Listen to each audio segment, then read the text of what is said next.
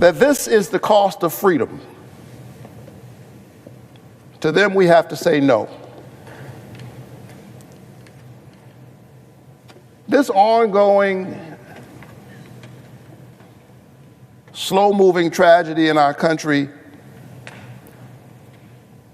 mass shootings as routine, is not the cost of freedom. It is the cost of blind obstinance, a refusal to change course even when the evidence suggests we must do something different. It is the cost of demagoguery, those who want to convince us that common sense gun reform is somehow a call to take everybody's guns. This is not the cost of freedom. Dare I say it, it is the cost of greed. Gun lobbyists willing to line their pockets even at the cost of our children. And so we must act.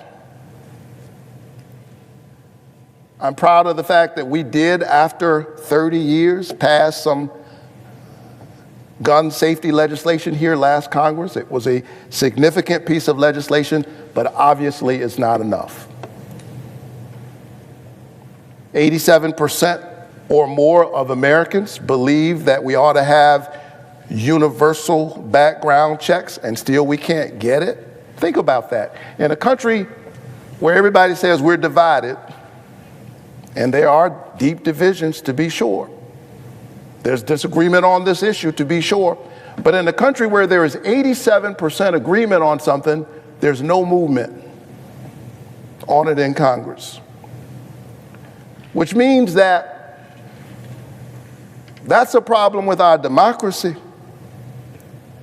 The people's voices have been squeezed out of their democracy, and there's a growing chasm between what the people actually want and what they can get from their government.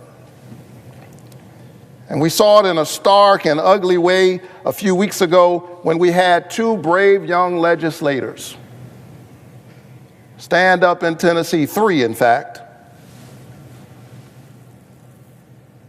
And the same legislature that refused to do anything on gun violence came down on them with all of their might and expelled them from the legislature.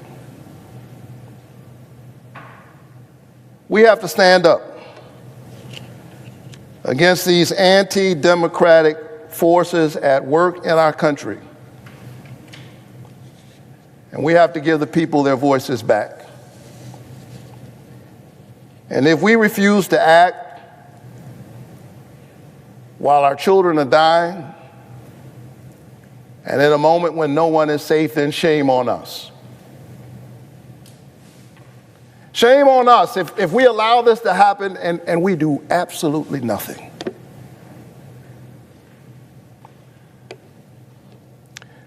St. Augustine, the African bishop of the early church, said that hope has two beautiful daughters. He said they are both beautiful: anger and courage. Anger with the way things are, and courage to see that they do not remain as they are. I'm pleading, I'm begging all of my colleagues on both sides of the aisle to remember the covenant that we have with one another as an American people. Stand up in this defining moment and do everything we can to protect all of us, and certainly all of our children. We owe it to the people who have sent us here. I know that there are those who will look at this moment and say, politically, do you really think we can get anything done here? They will ask if this is the time, given the state of politics in our country right now. I respond with the words of Dr. King, who said that the time is always right to do what is right, and that time is right now. Madam President, I yield the floor.